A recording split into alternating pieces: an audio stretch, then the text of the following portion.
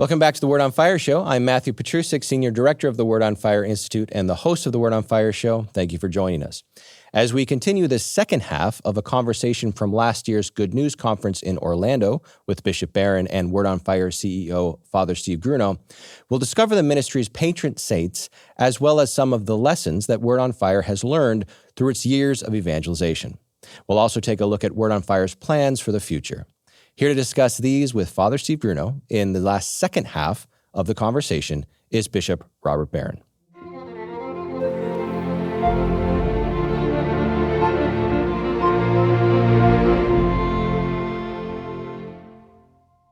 You know, we do a lot of praying in the office, and frequently the prayers are concluded with, asking for the intercession of some of our patrons, our patron saints. And the new employees are always fascinated by who and why these are the patrons of Word on Fire. The most famous is Thomas Aquinas, and tell how that came about. Well, I've told that story many times, but I'm a priest because of Thomas Aquinas. My Episcopal motto is taken from Thomas, non nisi te Domine, I'll have only you. It was a course I took as a freshman in high school at Fenwick High School outside Chicago, and was introduced in a kind of simple way to Aquinas. But I can't understand it except as an expression of grace. It just lit a fire in my mind. And I went to the library and I took off the shelf one of Mortimer Adler's, the great book series, and it was the book on Thomas Aquinas. And I took it off the shelf and looked up these arguments for God's existence that I found really interesting. And that was the beginning of a long, long process that's never ended. Led me first to intellectual investigation and then eventually to the gift of my life. I thought, well, if God exists and God's the supreme good, wouldn't I want to give my whole life to God? And so that became the kind of form for my vocation. And then most of my academic work has been done on Aquinas. So he's just been sort of the animating spirit of much of my life. So that's why Thomas. I think he chose you. I choose you. It was at a time when the church was kind of losing a sense of of its great intellectual tradition. And I imagine, Thomas Aquinas saying, "Okay, this is not going to stand." It was, so he inspired this. What were you, 13 or 14? 14, yeah. 14. So you could go look at Thomas Aquinas. But some in this room might be old enough to remember this. That I'm this kid, Thomas Aquinas. I thought he was fascinating. I didn't realize there was this culture war going on in the Catholic Church where Thomas Aquinas was, he's preconciliar, he's the old-fashioned. And I would go to some of the first people when I was interested in the priesthood. I'm 17 years old, and I'd say, well, it's because of, Thomas Aquinas. And Thomas Aquinas, oh, brother, And I honestly was flabbergasted. Like, why are they against Thomas Aquinas, It was a weird time in the history of the church. And I do think there's something to that, where there was, I don't know, there was a need, I think, for a deeper, more serious approach to religion. And that's why my motto, stop dumbing down the faith. Thank you.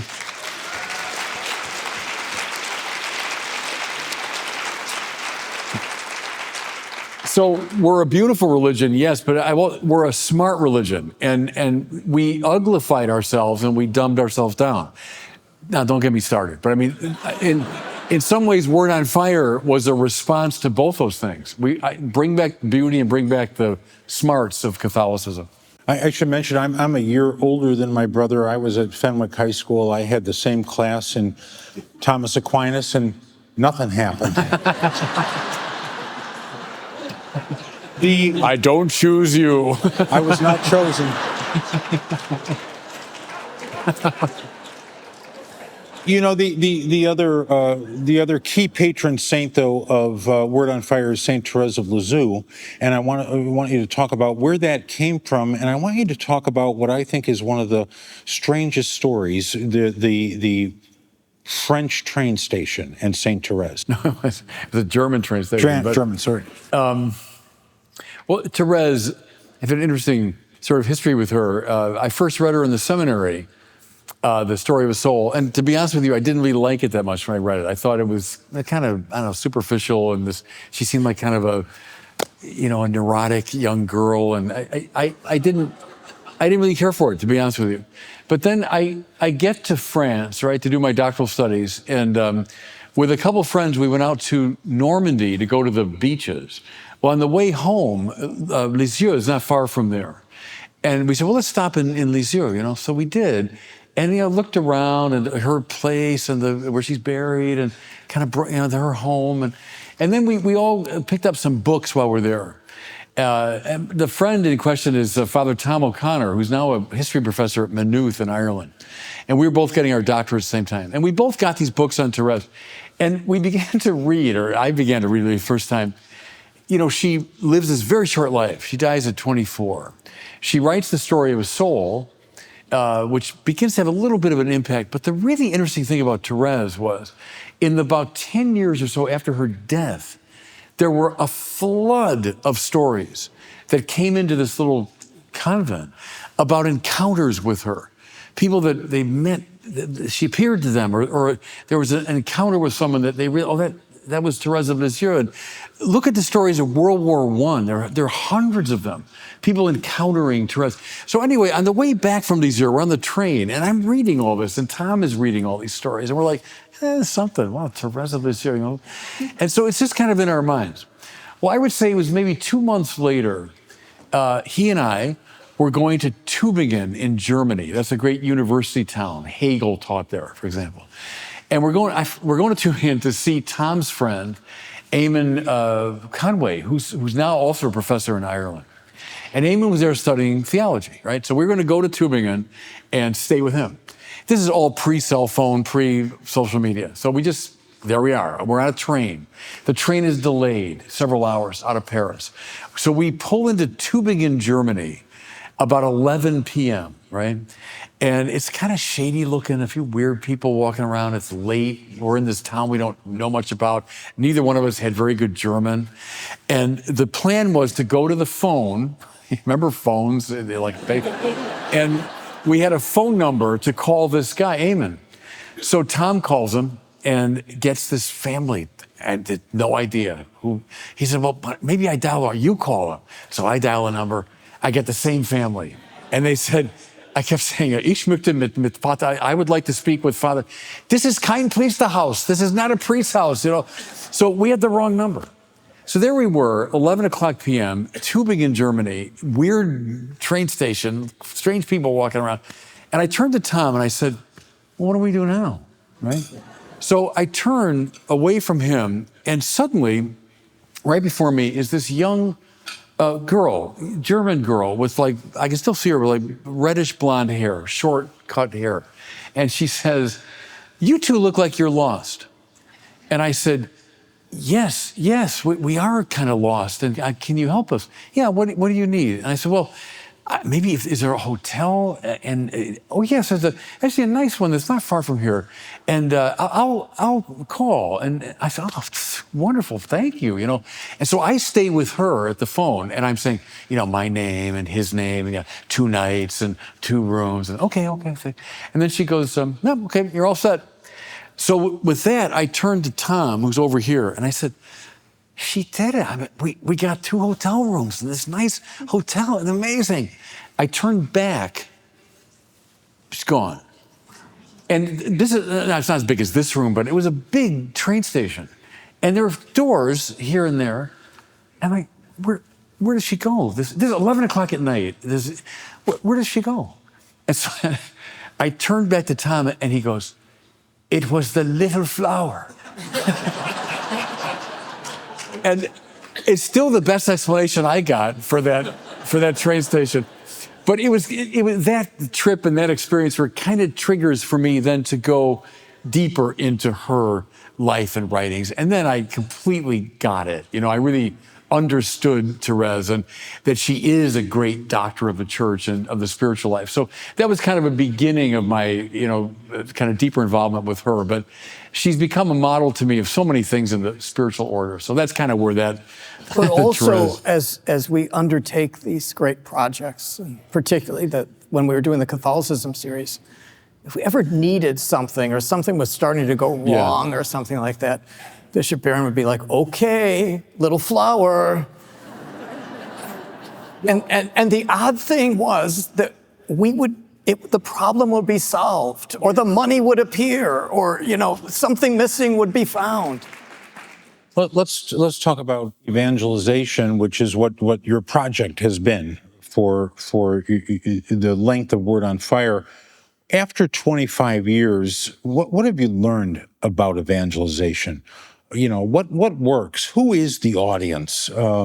Here's my first reaction to that, is stop underestimating the audience. All my life, growing up, and then when I first started this thing was, don't, that's too much. Oh no, the people, they can't handle that. Oh, that's too high level. I remember years ago, I'm in the parish preaching, and this guy came up to me. He was a lawyer at this high level parish, rich guy, lawyer. And he said, Father, that homily was okay, but I mean, come on, let's cut it with the $1 million words and let's make this thing, And I looked at him, I said, all right, I presume you went to law school. And he goes, yes. I presume you read serious studies like in law journals. Well, of course I did. And I presume you continue reading them. Well, yes, of course. I said, I presume that the doctors in this parish went to medical school and read high-level medical journals in biology. And, well, yeah. I said, then why are we spoon-feeding religion to people? But it's such a weird instinct that we had in the church of, oh, no, dumb it down. Oh, no, they can't handle that. I think what Word on Fire has proven by its success is that the people of God like beautiful, smart Catholicism. And they can more than handle it. They love it. That's my cri de coeur when it comes to evangelization is be,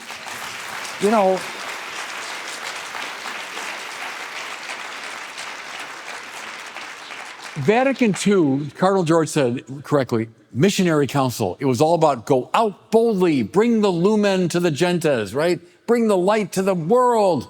But the church I grew up with, hand-wringing, unsure, bickering with itself. Oh, I don't know, we better not. Plague on all that. I mean, I think that was a big mistake. So that's what I've learned from evangelism. I didn't mean for these questions to upset you. But I'm just wondering, other lessons of evangelization. You guys have been into it for 25 years at the highest level, and what are you able to glean about evangelization? It's absolutely urgent and necessary. And if we don't do it, no one else is going to do it, or other people are going to do it terribly.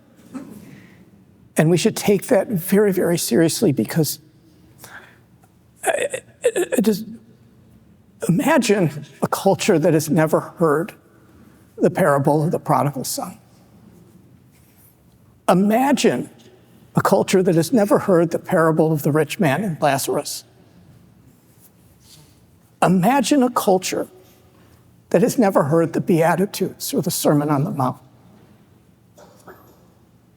Imagine a culture in which the predominant population has no idea who Jesus is and what he did for us. Imagine that culture. The Catholic Church, Christians throughout the world, are meant to be the bearers of the gospel into the world. And you don't have to imagine so much what that culture that is bereft of the gospel looks like, because we're starting to live in it. And so that's why I said, after many, many years of this, I'm more and more impressed by the urgency and necessity of evangelization. It isn't something that we put down on the bottom of the list of the things the church should be doing. It's the number one thing the church should be doing. Because you don't want less and less and less people knowing who Jesus is. You want more and more people knowing who Jesus is. Because that's how the culture changes, and that's how the world changes for the better. Because as I said, you don't have to think so hard about imagining what the culture looks like without Christ, because it's happening all around us.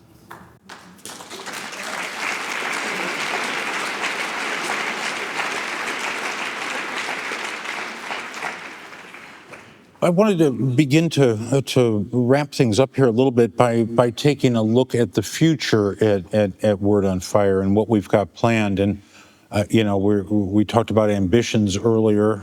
We're biblical people, so we've got big ambitions, and they include trying to institutionalize Word on Fire, create kind of a permanent headquarters building for Word on Fire and the Word on Fire Institute, where Bishop has a vision of creating Word on Fire centers of evangelization around the country to aid parishes in the work that they are doing, trying to meet people where they are. You're talking about the earliest stages of creating something that could eventually turn into a university of some sort. But one of the things that we're really focusing on in this 25th anniversary year is the establishment of a Word on Fire order of priests. And we've made considerable progress along those lines, have some initial tacit approval from the Vatican to move forward with that. But I'm wondering if you can talk about that initiative a little bit and what it would try to accomplish, what it would mean for Word on Fire. Well, for me, the basic inspiration is I don't want Word on Fire to end with me. So Fulton Sheen's my great hero. Fulton Sheen did his wonderful work, but then when he passed from the scene, there wasn't really something that would take up the baton. In fact, that's part of what we complained about early on was, what happened after Fulton Sheen. So I didn't want that. I thought, let's have something that would continue the charism. And I thought, what's the best way to do that but to form an order of priests who would have the charism that I had at Word on Fire. A smart, beautiful Catholicism that uses the media in a creative way, evangelizes the culture, all of that charism. So we're in the process right now, I can't tell you too much, but of recruiting some people, some that I've had in mind, others who have come to me. The tricky thing, which I totally get as a bishop, is since I want to start with people already priests, because I could take younger people and start them in this 7 or 8 or 9 year process of seminary formation, but then it's a long time. So to get priests to join, I have to get their bishops to agree to let them go, and if someone came to me and said, hey, I'd like one of your very finest priests to, so I understand that. So we're in a process now of talking to people, talking to bishops, and seeing if I can get even a small group, 2 or 3 in the beginning. I've written a rule for this community and see if people could live it, for a while. And, it's a long process. You start with a small group and then you see how it goes. And then you might go, the Vatican might get permission for another stage of development. Maybe eventually you could begin recruiting seminarians, et cetera. But that's where we are, kind of the beginning stages of seeking it out. It's what I feel most passionately about right now at this stage of my life is to have something that would succeed me, and carry on the work. Whenever there's a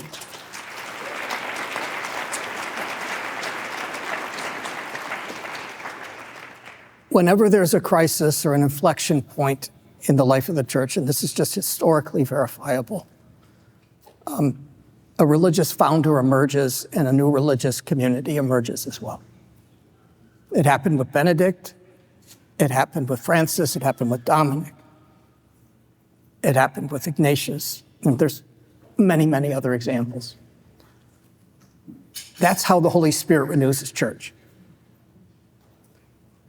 The Holy Spirit calls together religious communities of people who are willing to take the risk of the evangelical councils, because they're a risk, and make the necessary sacrifices to move the church through a crisis or an inflection point.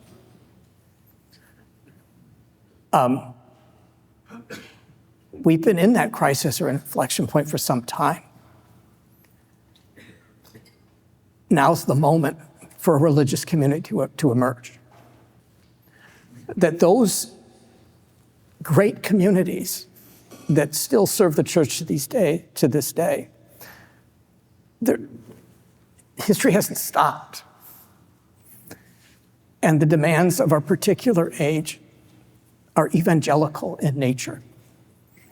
And that a religious community would emerge that would have that as their particular charism seems to me, to Bishop Barron, to be of the Spirit.